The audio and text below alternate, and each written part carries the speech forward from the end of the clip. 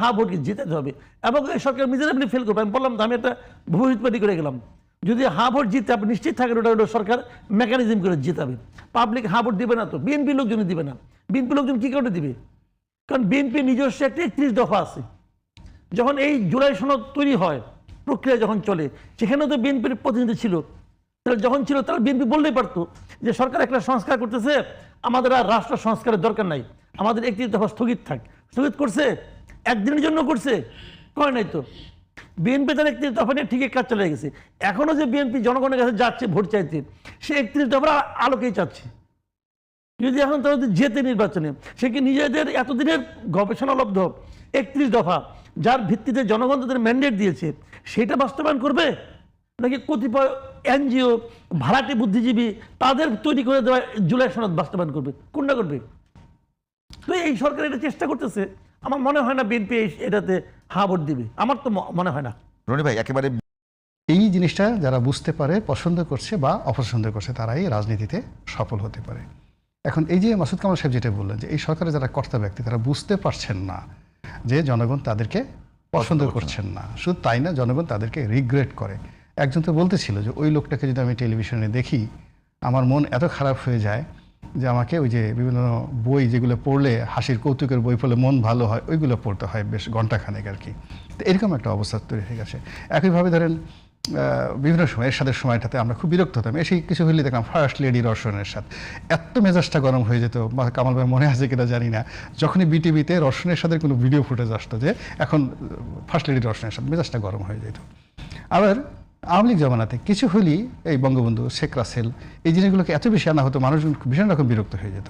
আবার আপনি দেখেন এই যে বিএনপি যখন ক্ষমতায় আসতো, সব জায়গাতেই খাল কাটা, সব জায়গাতেই ছাগল প্রকল্প, সব জায়গাতেই খেজুর প্রকল্প, এই জিনিসগুলো সামনে চলে আসতো। আসার পর মানুষ বিরক্ত হয়ে যেত, ভীষণ রকম বিরক্ত হয়ে যেত। এখন এই যে অতীতের যে বিরক্তি, সেই বিরক্তির ধারাবাহিকতায় বর্তমানে যারা আসছে, এরা একেবারে এক্সট্রিম পর্যায়ে নিয়ে গেছে। মানুষের ধৈর্যের বাঁধ ভেঙে গেছে।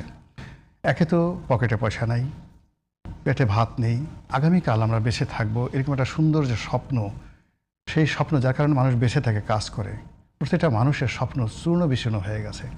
যে যার অবস্থানে আছে একেবারে টপ টু হলো। ধরুন আমরা তো আজকে না, দীর্ঘদিন ধরে, আজকে প্রায় 40 বছর ধরে এই মহানগরীতে পেশাগত দায়িত্ব পালন করছি। কত সমাজ, কত মানুষের সাথে পরিচয়, কত মানুষ মরে গেল, কত মানুষ বড় হয়ে গেল।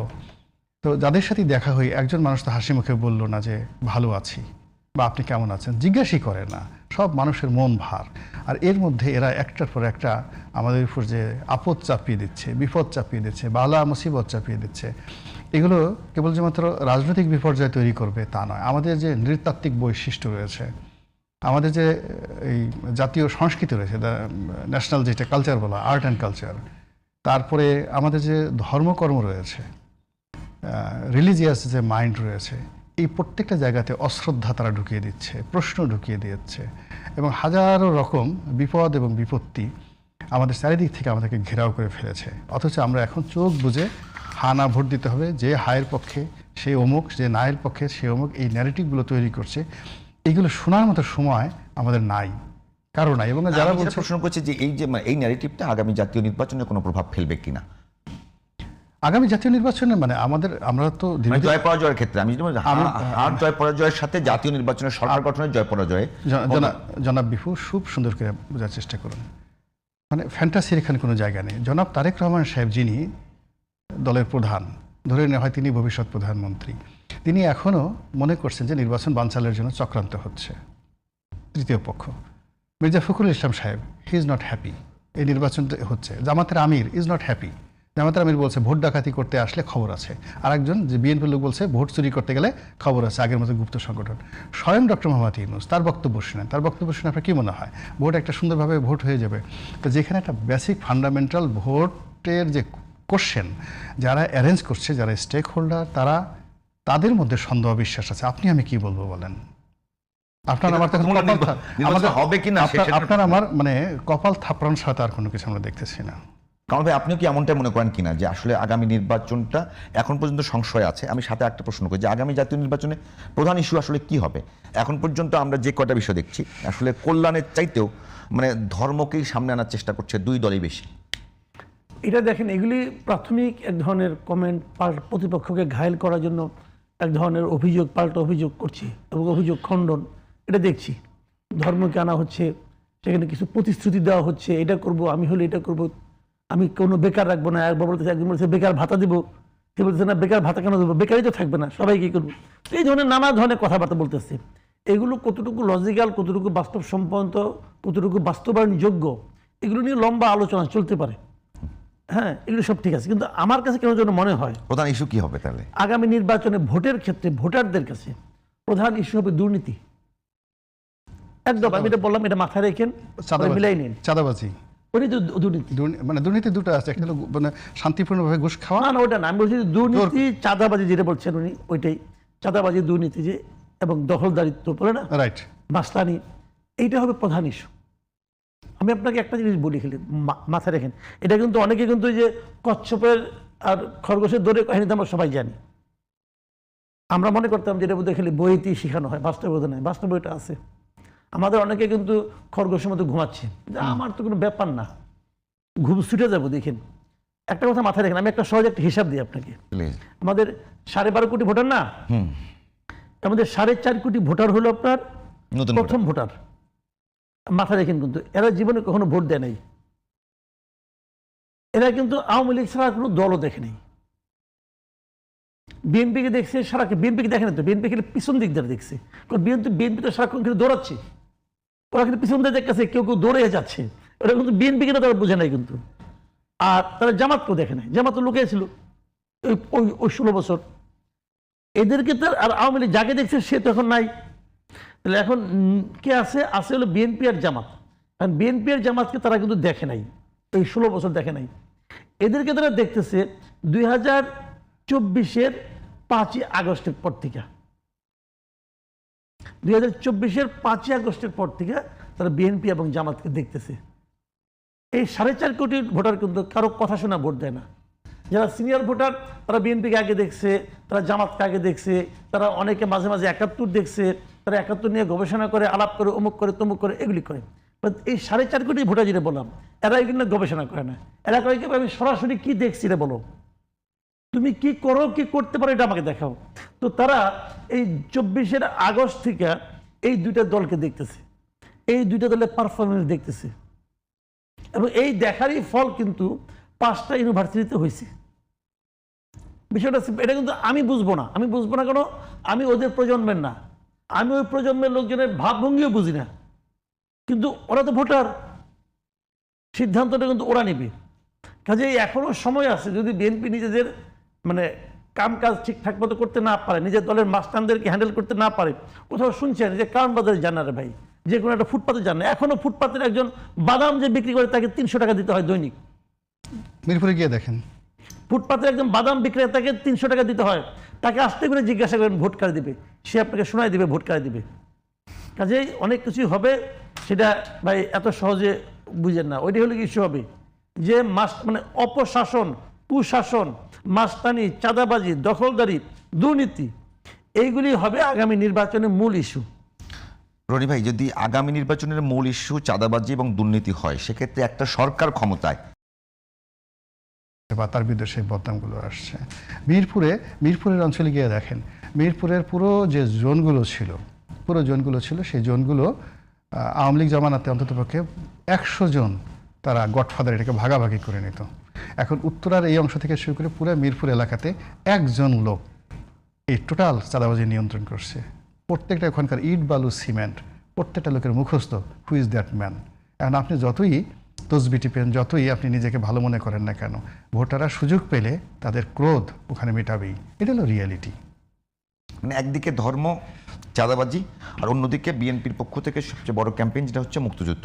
এই তিনটাকে কিভাবে বিশ্লেষণ করবেন? মানে এগুলো প্রত্যেকটা হলো হিপোক্রেসি হলো, ধরুন আপনি এখানে নেমেছেন, আপনার বিরুদ্ধে অভিযোগ চাঁদাবাজির, আপনার বিরুদ্ধে অভিযোগ দুর্নীতির, আপনি বলতেছেন মুক্তিযুদ্ধ, আপনি পুরো মুক্তিযুদ্ধের তো একটা 12টা বাজায় দিচ্ছেন, পুরো মুক্তিযুদ্ধের বাজাচ্ছেন।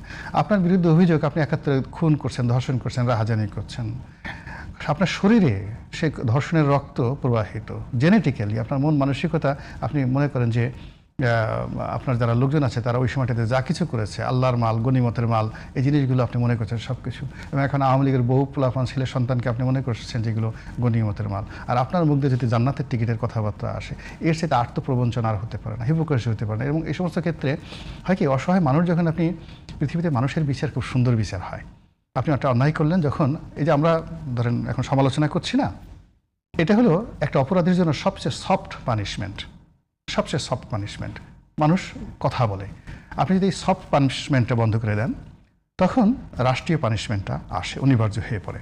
আর রাষ্ট্রীয় পানিশমেন্টটা যদি আপনি বন্ধ করে দেন, খুদাই গজব, আল্লাহর একেবারে ডাইরেক্ট বজ্রপাত আপনার মাথার উপর আসে। এই বাংলাদেশে শেখ হাসিনা হেলিকপ্টারে করে দিল্লি চলে যাবেন, তাও আবার হাসনাত সার্জিসের নেতৃত্বে, মংলা মাসুদের নেতৃত্বে একটা বিরাট গণবিপ্লব হবে। ক্যান ইউ ইমাজিন কি ঘটে গেছে, কি ঘটে গেছে? ওই যে কাবা শরীফ দখলের সময় মানে আব্রাহার যে হস্তি বাহিনী, হাতি বাহিনী, সে যে ছোটো ছোটো পাখির কাছে পরাজিত হয়েছিল, এই বাংলাদেশ ঠিক সেম ঘটনা ঘটে গেছে। এখনও বর্তমান অবস্থা আপনি কি মনে করেন? অতীতে সেই গত 15 বছরে যে সকল জিনিস ছিল, রাহাজানি, চাঁদাবাজি, মারামারি, আপনার যতগুলো অপরাধ বলেন, 100টা অপরাধ একত্র করলে তো একটা মবের সমান হবে না। একটা প্রিন্সিপাল কলেজে বসে আছে, তার ছাত্র তাকে গিয়ে ধরে কলারটা ধরে টাস টাস করে গালের উপর চড় দিয়ে সেখানে লাথি দিয়ে বের করে দিল। এই যে একটা সাংস্কৃতিক যে অধঃপতন হলো, এটাকে আপনার কত শত বছর লাগবে এই মর্যাদাটা? আমরা এখন পর্যন্ত গ্রামে যাই, প্রাইমারি স্কুলের শিক্ষক আমাদের বেছে নাই, হাই স্কুলের শিক্ষক বেছে নাই, আমাদের টিচাররা অনেকে বেছে নাই, কিন্তু যতদিন বেঁচে ছিলেন আমরা কিন্তু তাদেরকে সালাম করেছি, পা ধরে সালাম করেছি। তো পছনটা কোন পর্যায়ে চলে গেছে? তো সেই পছনের এই জায়গাতে বসে আমি জাহান্নামের আগুনে বসে হাসি পুষ্পের হাসি, এগুলো কবিতায় মানায়, গল্পে মানায়, কিন্তু বাস্তবে মানে সব জায়গাতে হিপোক্রেসি। ইভেন দেখেন এই যে হাদি, ওসমান হাদি নিহত হলেন, এটা তো একটা নির্মম ঘটনা, হোয়াট এভার মেবি, কিন্তু এটাকে ধামাচাপা দেওয়ার জন্য, এটাকে প্রলেপ দেওয়ার জন্য কি করা হচ্ছে? কেন ওসমান হাদির ভাইকে দূতাবাসে চাকরি দিতে হবে আপনি বলেন তো? এর সাথে আত্মপ্রবঞ্চনা আছে, এর সাথে ভণ্ডামি আছে। কারা কি করেছে না করেছে তারা হয়ে করে দেখা গেল যে এখানে একটা চার্জশিট জমা দিয়ে দিল। এখন এই যে চার্জশিট দিয়ে দিল ভুক্তভোগী, তারা বললো যে এর সাথে গাঁজাখুরি আর কোনো জিনিস, এই কাজ কেন করা হলো বলেন তো? এখন কি সেই আগের মতো সেই জজমিয়ার নাটক সাজানোর কোনো একটা অবস্থা আছে বলেন? কোনো অবস্থা নেই। এখানে বর্তমানে যে কোনো জিনিস আপনি ট্রায়াল করেন, যা কিছু করেন, ট্রান্সপারেন্সি, অনেস্টি, তারপরে যেটাকে বলে ট্রান্সপারেন্সি, অনেস্টি মানে সততা, স্বচ্ছতা এবং ন্যায়পরায়ণতা, জাস্টিস, এই জিনিসগুলো আপনি এনশিওর না করলে কেউ আপনাকে মানবে না। কারণ ভাই একেবারে মানে ভাইকে যা বলছিলাম যে এখন এবার নির্বাচনে আপনি বলেছেন যে হয়তো শুধুমাত্র মানে দুর্নীতি এবং চাঁদাবাজি বড় ইস্যু হবে, এবং দুই দল দেখছি এখন পর্যন্ত একদল ইতিহাস দিয়ে এক দলকে ছোট করার চেষ্টা করছে, আর দল ধর্ম দিয়ে ছোট করার চেষ্টা করছে। এই দুইটা নিয়ে বলবেন, সাথে যদি আপনি বলেন যে যদি আপনার কথা অনুযায়ী সব ঠিক থাকে, যে না জয়যুক্ত হয়, সেটা ইম্প্যাক্টটা কি পড়তে পারে? কোনো ইম্প্যাক্ট পাবে না। অনেকে না জয়যুক্ত হলে একটা নতুন গভর্নমেন্ট আসবে, সেই গভর্নমেন্ট দেশ চালাবে একই ধারায় চলবে, এবং সে তাদের মতো করে চালাবে। নতুন একটা দল আসবে, তারা এসে সংসদ গঠন করবে, সংসদ নেতা হবেন একজন। তত্ত্বাবধায়ক সরকার ব্যবস্থা কি হবে? কি তত্ত্বাবধায়ক সরকার ব্যবস্থা? তত্ত্বাবধায়ক সরকার একটিভাবে তো আছে, এটা একটিভাবে আছে না? তত্ত্বাবধায়ক সরকার ব্যবস্থা আছে তো। যদি বিএনপি আসে, বিএনপি তত্ত্বাবধায়ক সরকার ব্যবস্থা কায়েম করবে। জামাত আসে, জামাত তত্ত্বাবধায়ক সরকার ব্যবস্থা। আপনার কাছে কি মনে হয় বাংলাদেশের রাজনৈতিক দলগুলোর মধ্যে সবচেয়ে বড় সংকট শান্তিপূর্ণ ক্ষমতা হস্তান্তর? সেই জায়গাটা থেকে আসছে সবাই। আমি একটা কথা বলি, মানসিকতা তৈরি হয়েছে। জুলাই সনদ আছে না, এই জুলাই সনদে যা যা কথা আছে এগুলো কি আর কোথাও নাই? এটা কি জুলাই সনদ দিয়ে আপনাকে কায়েম করতে হবে? জুলাই সনদের সবকিছু কি ভালো? অনেক কিছু দিয়ে আমার আপত্তি আছে, আবার অনেক কিছু ভালো। একটা আইনি বাধ্যবাধকতা দেওয়া উচিত। ভাইরে, জুলাই সনদের কোনো আইনি ভিত্তি নাই। জুলাই সনদে পাস করে তবুও কোনো আইনি ভিত্তি তৈরি হবে না। আইনি ভিত্তি হবে তখন, ভোটটাই তো আইনি ভিত্তি নাই। আইনি ভিত্তি হবে তখন যখন এটা পরবর্তী সংসদ এটাকে অনুমোদন করবে। পরবর্তী সংসদ অনুমোদনের আগ পর্যন্ত এগুলি কোনো আইনি ভিত্তি নাই। কিন্তু বলে দিলাম না, এই যে এখন এইটা করতেছে, ওইটা করতেছে, এই যে মনে করেন আপনার আওয়ামী লীগকে স্থগিত করছে, আওয়ামী লীগের কার্যক্রম স্থগিত করছে না, এগুলো কোনো আইনি ভিত্তি আছে নাকি? আগামী গভর্নমেন্ট যখন আসবে, আসে নিয়ে একটা সংসদ হবে, যদি সেই সংসদ প্রথম 30 দিনের মধ্যে এই ব্যাপারে কোনো সিদ্ধান্ত না নেয়, যদি না নেয়, অথবা না কিছুই বললো না, চুপচাপ বসে থাকলো, তাহলে এই জিনিসটা বাতিল হয়ে যাবে। যত অধ্যাদেশ আছে সব বাতিল হয়ে যাবে। এখন তো ইচ্ছা করলে মুহূর্তের মধ্যে অধ্যাদেশ নিয়ে আসে, এটা করো সেটা করো, অধ্যাদেশ নিয়ে। এই অধ্যাদেশগুলো নিয়ম কি? অধ্যাদেশগুলো নিয়ম হলো পরবর্তী সংসদ বসার পর সেই সংসদের প্রথম 30 দিনের মধ্যে এগুলির ব্যাপারে একটা সিদ্ধান্ত হতে হবে, যেগুলি যেগুলি পাস করবে। জুলাই অভ্যুত্থানকারীদের দায় মুক্তি দিয়ে যে অধ্যাদেশ দেওয়া হলো সেটা কি হবে? একই অবস্থা হবে। সেটা বাতিল। নতুন সংসদ যদি এটাকে গ্রহণ না করে বাতিল। সিম্পল ভাই, এগুলি নিয়ে এত গবেষণা কিছু না, এটা তো রকেট সায়েন্স না। এগুলো আমরা বহু দেখছি, যে অধ্যাদেশকে তারা অনুমোদন না করবে সব বাতিল, যেগুলি তারা বাতিল করে দেবে বাতিল, এবং যেগুলি নিয়ে যদি 30 দিনের মধ্যে আলোচনা না হয় তাও বাতিল। তাহলে কি করে? তাহলে এইটাই মানে বেল আছে নাকি রে ভাই? মাসুদ ভাই এইটাই বলি, তাহলে এইটাই কেউ যে জুলাই, আমি বলি দায় মুক্তি কি আগামী নির্বাচনের প্রধান ইস্যু হবে? না না না, কোনো ইস্যু না। ওগুলি যারা দিচ্ছে তাদের মনের শান্তি। তাহলে আমি আপনাকে যেটা বলছি যে একেবারে যদি আপনি বলেন যে জুলাই অভ্যুত্থানে যারা অভ্যুত্থানকারী ছিলেন তাদের সিকিউরিটি নিশ্চিত করার জন্য সবাই ঐক্যমত্য পোষণ করেছে। জুলাই অভ্যুত্থানটা কে করছে বলেন তো আপনি আমাকে? ছাত্র জনতা। আপামর জনগণ করছে। সামনে কিছু মুখ ছিল যাদেরকে আসামি করা যায়, সামনে যারা আসামি করা যায়, আসামি করলে সবাই করতে হবে তাদেরকে, তাদের অন্য